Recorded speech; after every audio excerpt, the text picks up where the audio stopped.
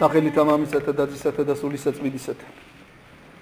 ჩვენ ამ ბოლო ხანებში ხშირად ხვდებით მოწმე ქალთა მოძრაობებისა და სულ ბოლოს ახლა იყო მე მგონი ვალენტინობა დღეს ქალთა მოძრაობა იყო ესეთი გამოჩნდნენ ქალები რომლებიც თითქოს არიან ქალთა უფლებების დამცველები. ითხოვენ თანასწორობას ქალსა და მამაკაც შორის. და მე რო ჩაეძიები რო გამოეძიები ვინ არიან რა არის მათ საიტებს რო ნახავ ისინი არიან დამოგებრებული მამათმავლების საიტი რო გაფერადდი და ეს ცისფერი დროშები რო და რო ეძიებ მათ საუბარში ხო პირდაპირ ჩასო ბოლოში ისე ქალთა სექსუალურ უფლებებს ითხოვენ. აი ეს რას ნიშნავს ეს ვერ გავიგე. მაგრამ გასაგები კი არა. გასაგებია ქალებს გარდა უფლებებისა აქვთ მოვალეობებიც. მარტო უფლებები ხო არ არის? ოჯახში ქალს, ცოლს და უფლებებიც აქვს, ასევე აქვს მოვალეობები. ქალის უფლებები და ქალის მოვალეობები, კაცის უფლებებს და მოვალეობებს რო გაუტოლდეს, ეს იქნება კატასტროფა ქალებისთვის. წარმოიდგინეთ, ქალები ბეტონის ქაფჩით ხელში, ესე ჩვენ გვინახია და კომუნისტების დროს რუსებს ჰქონდათ ესეთი ქალები მშენებლობაზე მლესავები, მღებავები, ბეტონს ასხავენ, ასფალტებს აგებენ. ეს უნდა ქართველ ქალებს თუ რა უნდათ ვერ გავიგე. მე კიდევ ვიმეორებ, ქალს რო უფლებები აქვს, მას მოვალეობაც აქვს ოჯახის წინაშე. ქალმა რო იგივე აკეთოს, რაც კაცმა აკეთოს, ამას ქალი ვერ გაუძლებს. ჯერ იმას ვერ უძლებენ სახში რაც აქვს ბავშვების მისახე დასალაგებელი ზოგს თავი აქვს წახვეული საღამოდი ზოგს წელზე აქვს შემოხული შალი და იმ ფიზიკურ დატვირთვას როგორ გაუძლებენ რასაც კაცები აკეთებენ და მე კიდევ ვიმეორებ მარტო უფლებები არ არის მოვალეობებიც აქვს ქალებს ჯერ ესეთი თუ ქალთა უფლებების დაცვა კაცებს უფლებები არ აქვს ჩვენთან ქალთა და კაცთა უფლებები სახარებამ დაარეგულირა უკვე სახარებაში ეს ბრწყინვალედ ჩამოაყალიბა მაცხოვარმა, სამყაროს შემქმნელმა, სამების მეორე წევრმა, განკაცებულმა ღმერთმა იესო ქრისტემ. და პირდაპირ თქვა, დაემორჩილოს ცოლი ქმარს, ვითარც ეკლესია უფალს, მაგრამ ეს არ ნიშნავს იმას, რომ ქალები მონები არიან და ემორჩილებიან მონათმფლობელ ქმარს. როგორც ეკლესია ემორჩილება ქრისტეს, ესეთ მორჩილებაზეა ლაპარაკი. და არ ნიშნავს, რომ აქ ქმარი მონათმფლობელი არამედ პრივილეგირებულია. და ქმარმა ისე შეიყვაროს თავისი ცოლი, როგორც ქრისტემ ეკლესია. ეს ვალდებულებები და მოვალეობები ეკლესიამ ჩამოაყალიბა. ქმარმა ისე შეიყვაროსო ცოლი, როგორც საკუთარ ხორცს სიუყვარსო და აფუფუნებს და ზრდისო საკუთარ ხორცს. ანუ იბანს, ასუფთავებს, რაღაცა იწესრიგებს თავისას. აი ესევე ცოლზე უნდა ზრუნავდეს კაცი.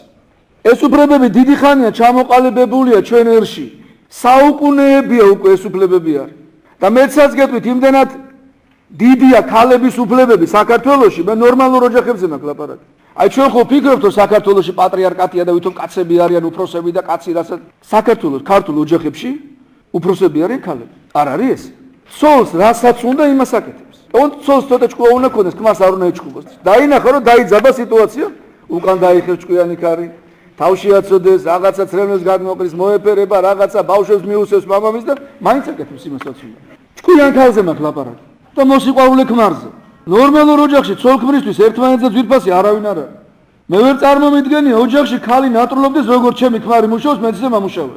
პირიქით ნორმალურ ოჯახებში ქალები სახში არიან, ბავშვებს სულიან, ქმარი მოდის, ცოლი ეუნება რომ აი მამა მოვიდა, მიხედეთ ეხლა არ იხმაუროთ ან რაღაცა და ესეთ რაღაცებს ფიქრობენ ის ადამიანები უფლებების გათანასწორება რო უნდათ, ვისაც საერთოდ წარმოდგენა არა ქრისტიანული ოჯახი რა არის.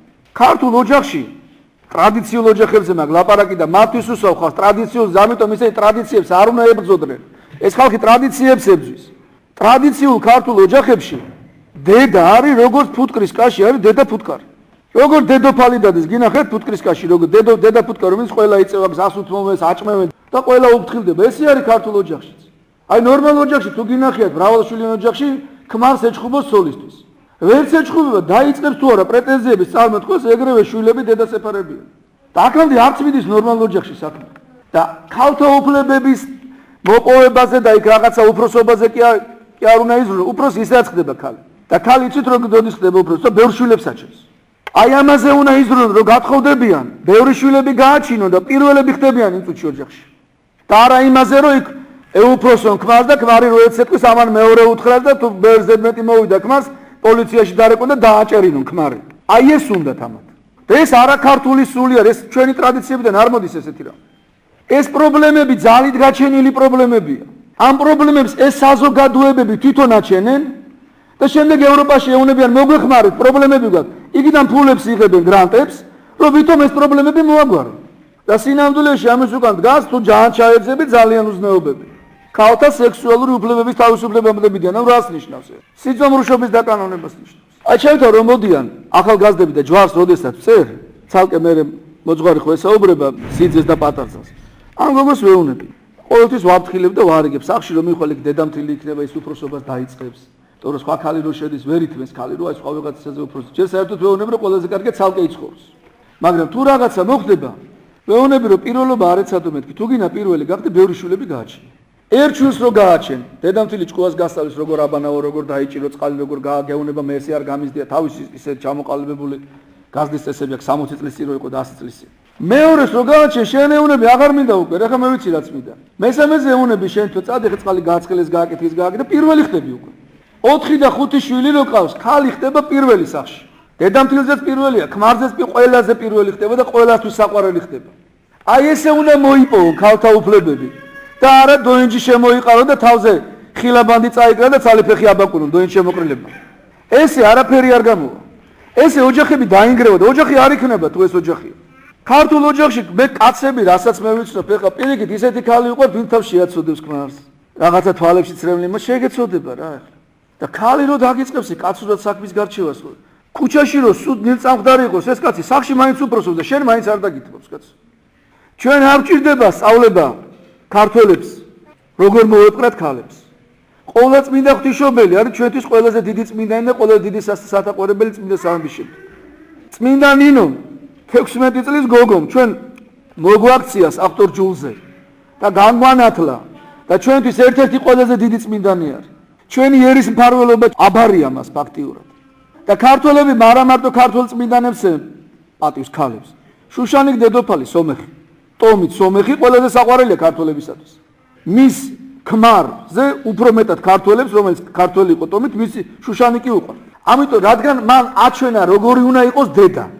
და ესეთი ქალები უყვართ ქართველებს. მე არ მგონია სხვაგან ერის სადმე ვის დედის გინების გულისთვის პასუხს ესე მკაცრად ხოვდეს, როგორც ქართველების თხოვეს სხვას. რატო? იმიტომ მათთვის დედა, ცოლი და შვილები ეს არის ყველაზე საყვარელი, ყველაზე ძვირფასი. და შეიხედეთ ოჯახებში კითხეთ, აი კაცებს კითხეთ, შვილები ხო ყავთ ეხლა? ისე რო კითხოთ საერთოდ, ვინ უფრო გიყვარსო, გეტყვიან გოგოები, ვიდრე ბიჭები. იმიტომ რომ გოგოებმა და მამებმა ისეთი ურთიერთობის დალაგება იციან, რომ იშვიათი.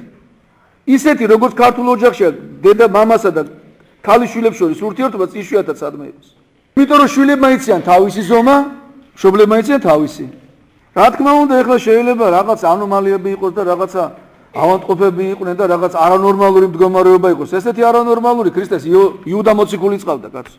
მაგრამ ეს იმას ხო არ ნიშნავს, რომ რადგან იუდა ესეთი იყო, მთელი დოქტრინა შეექმნათ მოციქულებზე არასწორი. ასევე თუ რომელიმე ოჯახში არანორმალური ქმარია და ცემს სოლს და ფიზიკურ შეურაცხყოფას აკეთებს, კლავს, ამისთვის არსებობს კანონი, კეისარსა, კეისრისა, ღმერთისა, ღმერთს, მაგრამ ესეთ კაცთან რაღაც უნდა გაჩერდეს ქალი. ჯერ სანამ გათხოვდება, მშობლებს უნდა კითხოს რა, ისე გათხოვდეს. რომ მე მართლა აღარ მოუწიოს ქალთა უფლებების დაცვა. მშობელი რო შეხედავს, იკითხავს, ვინ არის რა ოჯახში გაიზარდა, რა ტრადიციებზე, მიხვდება უკვე ყველაფერი, გირჩევს რა უნდა გააკეთოს. და აღარ დაგჭირდება ეს პრობლემები. ქუჩაში მანიფესტაციებზე გამოსვლა ქალთა უფლების დაცვისათვის. როგორც გითხარით, ამათ უნდა თან ქართული ტრადიციების მოშლა, ქართულის ოჯახის მოშლა. ოჯახი არის მცირე ეკლესია. მყარ ოჯახებზე დგას მყარი სახელმწიფო. ოჯახი თუ მყარი არ იქნება, სახელმწიფო ჩამოიშლება. ეს გაიგეს ამერიკის შეერთებულ შტატებში და ამიტომაც არის დღეს ამერიკის შეერთებულ შტატებში პირდაპირ სახელმწიფო აფინანსებს ოჯახის სიძლიერის პირდაპირ ბიუჯეტში ოჯახები მყარი იყვნენ და აფინანსონ სიმყარეს ხელი შეუწყო ყველანაირ ახალშექმნილ ოჯახებს. ოჯახები არ დაიშალოს და ყველანაირ პირობას უქმნიან ახალცოლქმას, რომ ეს რაღაცა პრობლემები არ გაჩნდეს. იმიტომ რომ იციან მათ, რომ თუ უნდათ რომ ზე სახელმწიფო გქონდეთ, ჩვენ არ აქვს პრეტენზია ზე სახელმწიფოებრიობზე ქართველებს. ჩვენ უბრალოდ ნორმალურ ქვეყანაზე გვაქვს ურთიერთობა. აი ამერიკელებს ზე სახელმწიფოზე აქვს პრეტენზია და ამიტომაც ისინი მთელი მათი ყურადღება ოჯახზეა გადასული. ქალწულებაზე და ოჯახის ინსტიტუტების გაძლიერებაზე. როგორც გითხარით, ესენი თვითონ ქმნიან ამ პრობლემებს და განა ამ პრობლემების შექმნა არ არის, როდესაც მისაღებ გამოცდებში, ტესტებში არის, თქვა მოხუცი ქალი რო ამოვა, ახალგაზრდა ბიჭს ეკითხებიან, ბილეთი შეხვდება, რომ ზიხარო და ამოვიდა ორსული ქალი და მოხუცი ქალიო. და რომელს უნდა დაუთმო ადგილი ავტობუსშიო. და პასუხი იცით რა არის, არც ეს არ უნდა დაუთმო, არც ორსულ ქალს და არც მოხუც ქალს. იმიტომ რომ შენ ბილეთი თურმე გიყიდია და ფული გადაგხდილი, უნდა იჯდე. ესეთებად უნდა გვაქციონ და არ გვინდა ჩვენ ესეთებად რომ იქცეთ. შემდეგ ესეთებად აქცევენ და მე იტყვიან რომ მოხუცებ ქალებსო და ორსულ ქალებსო უფლებების დაცვას არ ღვევენ მათ უფლებებს. ჯერ რომ ამას კადრებ ორსულ ქალს და მოხუცს მე უარესაც კადრებ და მე მართლა თვითონ ქმნიან ამ პრობლემას როგორც გითხარი და შემდეგ თვითონ თხოვლობენ ფულებს მსოფლიო რაღაცა ორგანიზაციები და რომ ეს პრობლემები მოაგვარონ ვითომ. მათ რო დაელაპარაკო კონკრეტულ შემთხვევას ვერ გეტყვი, შეიძლება რამოდენიმე შემთხვევა მართლაც გითხრან, შეიძლება მართლაც იყოს თელ ქვეყანაში 100 ესეთი ოჯახი, 300 ოჯახი, 400, 500. 5 მილიონ კაცში 500 ესეთი პრობლემა ხო არის ასო, ყველა ესეთია. და იმას ასეთ შემთხვევაში მაშინ კანონი უნდა ჩაეროს, რა თქმა უნდა ამას, ეხლა თუ კლავენ და დანით დასდევს ქმარი, მოსაკლავად ქმარი არ აქვს კი ამას, ხო? თან ახლა გვეუბნებიან, ესი ასწავლიან პირდაპირ ეს ახალგაზრდობის სწავლაში შედის პირდაპირ რომ ესეთი სულისკვეთება დანერგო რომ დედა შენი რომ მოხუცდება უპატრონო სახში უნდა ჩააბარო და იგი ორგანიზაცია მეუბნება რომ ქალთა უფლებები უნდა დავიცვა დედა უპატრონო სახში კი არ უნდა ჩააბალო დედას ბოლომდე უნდა მოუარო ლოგიში რომ ისვრიდეს უნდა გაწმინდო გაასუფთავო თუ შენ ცოლს არ შეუძლია ამის გაკეთება შენ უნდა გააკეთო თუ შენ არ ძალია უნდა დაიხმარო ვიღაცა ქალი მაგრამ შენ შვილებს უნდა აყურებინო დედა შენს როგორ უვლი რომ შენ რომ მოხუცდები იმანაც ესე მოგიაროს და აღარ დაგჭირდება მე ქალთა უფლებების დაცვა ანუ ჩვენთვის თავარია რჯულის დაცვა რაც სახარებაში წერია რაც ჩვენ ტრადიციებს შემოუნახა ამის შენახვა და ეს ყველა პრობლემა ავტომატურად მოიხსნება ეს ყველა თითიდან გამოწვეული პრობლემაა და მარტო ქალთა უფლებების დაცვაზე კი არ თავდება საქმე მე ეს გადადის სექსუალურ რაღაც ურთიერთობების დაცვაზე იქ სექსუალურ უმცირესობებზე და ესეთი ხალხი ყოველთვის არსებობდა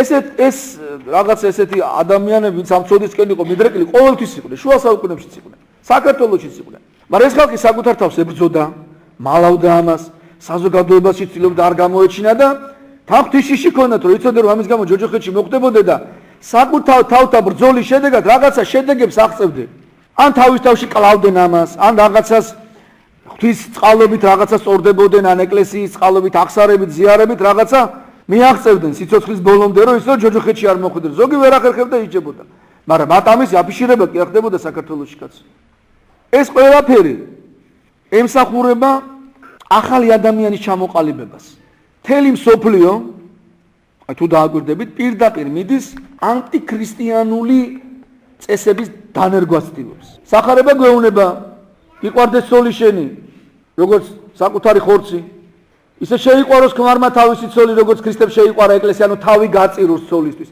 აქ ღალატზე ლაპარაკი ზედმეტია აქ ლაპარაკი ურთიერთ თავგანწირვაზე და თავდადებაზე ცოლი დაემორჩილეს ქმარს ისე როგორც ეკლესია ქრისტეს და როგორ ემორჩილება ეკლესია ქრისტეს ეკლესია დამცირებულია მსახურე აი ხა ჩვენ დღეს წირვა ჩავატარეთ ჩვენ რა დამცირებულები ვარ ღვთის წინაშე ნახე ამ ხელა სიხარულში ვარ ნაზიარებები ვდგევართ ხო აი ესეთი სიხარულს განიცდის ნორმალური ცოლი როცა ქმარს ემსახურება მეორე არის მე იქ რომ ატივიეცი დედასა შეესა და მამასა შეესა. აქ ბავშვებს ნახერას ეუბნებიან ბავშვთა უფლებების დაცვა. დაგიყვირა დედამ, პოლიცია 022 დარეგე გამოიძახე დაიჭერე დედასაც და მამასაც. კი ბატონო, ბავშვებს არ უნდა ცემდე და იოანე ოქროპირიძახის მშობლებს ეუბნება, მშობელთა გეუბნებით თქვენ რომ არ განარისხოთ შვილნი თქვენიო. ეს რა არ გვასწავლა სახარება რომ შვილებს უსამართლოდ არ უნდა მოვექცეთ? ტყუილად არ უნდა ვეჭხუბოთ, ტყუილად არ უნდა დავსაჯოთ? ეს გვასწავლა სახარება. რა თუ ამას პოლიცია 022. მაგრამ უნდათ რომ ბავშვს ესე იგი შენიშვნას ვერ მისცე და შენიშვნა თუ არ მიეცი რა გაიზრდება ეს ბავშვი? ხელიდან წასული ადამიანი. უზნეო გადაღუპული მეთავისე უზდელი. ჯერ მე იმა რაშვილი უნდა გაზარდოს. და სწორედ ესეთი საზოგადოება აწყობთ. იმიტომ რომ ესეთი საზოგადოება ანტიქრისტეს მიიღებს. ზნეობრივი საზოგადოება ანტიქრისტეს არ მიიღებს. და ანტიქრისტე ძალით არ მოვა. ანტიქრისტე მომზადებულ ნიადაგზე მოვა. ჯერ საზოგადოებრივი აზრი უნდა ჩამოყალიბდეს დედამიწაზე ესეთი სულისკვეთება უნდა იყოს ყველგან, რომ ყველა მიიღოს ანტიქრისტე პროტესტების გარეშე. და მცირედი ვინ დარჩებიან, ვინც არ მიიღებენ, იმათ გაუმკლავდებიან. და თუ ბევრი იქნებიან არ მიიღებენ ანტიქრისტესი, ანტიქრისტეს ღმერთი არ დაუშვებს დედამიწას. ანუ აქედან პირდაპირ ჩანს, რომ დედამიწაზე მცხოვრებთა ხელშია. დედამიწის აღსასრული, ანუ ანტიქრისტეს მოსვლა და მეორე მოსვლის დაწყება. თუ დედამიწაზე მცხოვრებნი ხალხი, იცხოვრებენ სახარების ცნებებით, გრძალულებით, თავდაკავებით, თავშეკავებით, შვილები მშობელთა მორჩილებით, თანახე როგორ წერია, პატივიეცი დედასა შენს და მამასა შენს და რამე თუ კეთილი გეყოს შენ და დღეგრძელ იყო ქვეყანასა ზედა. არც ერთ მცნებას ესეთი გაგრძელება არ აქვს. ყველგან წერია არაკაცკლა მორჩა, არ იპარო მორჩა, არაცილის სამოდა. დედის და მამის ურთიერთობაზე ნახეთ როგორ წერია პატივიეცი დედასა შენს და მამასა შენს და რამე თუ კეთილი გეყოს შენ და დღეგრძელი იყო ქვეყანასა ზედა. ანუ დიდხანს რო იცოცხლო და ბედნიერი იყო, ერთი პიროვნა შეასრულა დედას და მამას პატივნაცე. კი არ წერია რომ გიყვარდეს, შეიძლება არ გიყვარდეს მშობელი. ზოგიერთი ისეთი მშობელი რომ სიყვარულს არ იმსახურებს. არ იმსახურებს უბრალოდ. მაგრამ პატივისცემა შენ ვალდებული ხარ პატივიცე დედას და მამას. და პოლიციაში არ რეკო და არ დააჭერინო დედა და მამა და არ განარისხო იქამდე. თუ ესე მოგექცენ და თუ სამართლოდ გექცევენ ამისთვის არსებობს სხვა გზები ეკლესიაში მიდი, მოძღვართან მიდი, დაგარიგებს, გამოყვება სახში კაც. მასწავლებელს უთხარი სკოლაში რაღაცა ქენი. მაგრამ როგორც გითხარით, ყველაზე მთავარი არის ჩვენს მიერ ქრისტიანულად ცხოვრება, რჯული ცხოვრება და ღმერთი ყველაფერს დაალაგებს ისეთ ოჯახებში. რა თქმა უნდა, იქ ხდება შელაპარაკება, რაღაცა ხვამაღალი საუბარიც, ეს ყველგან არის. მოციქულებმა იჩხუბეს ერთმანეთში. მოციქულთა საქმეში წერე ხვამაღალი ლაპარაკი მოვიდეთ ერთმანეთში. ოჯახშიც მოხდება ეს, მაგრამ ეს ყველაფერი, როდესაც საფუძველი ქრისტიანობა ამის ყველაფერი თავის ადგილზე დგება. ამიტომ ჩვენ თხილად უნდა ვიყოთ ძალიან. და უნდა ვიცოდეთ, საიდან მოდიან ეს ხალხი და რა უნდათ. თან იმუქრებიან, ჩვენ ჯერ არ დაგვიწყე, ეხლა ვიწყებთ. იმუქრებიან, რას იწყებენ ვერ გავიგე. ალბათ ის ფინიში იქნება მაგათი მამათმალური აღლუმების მოწყობა, რაც ვერ გააკეთეს, სამჯერ ქონდა ცდილობა და მე ვფიქრობ, ეხლა უფრო ვერ გააკეთება ღვთისწყალობით და შეწევით. მაგრამ ამას ყველაფერს სჭირდება ლოცვა, თხოვნა, ვედრება და ყურადღებით ყოფნა. ღმერთმა გაკურთხოთ, ღმერთმა დაგლოცოთ და ღმერთმა იმ წესებით და იმ კანონებით გვაცხოვროთ, რაციც აქამდე მოუყვანილად ჩვენ მამაპაპას და ჩვენ ოჯახებს.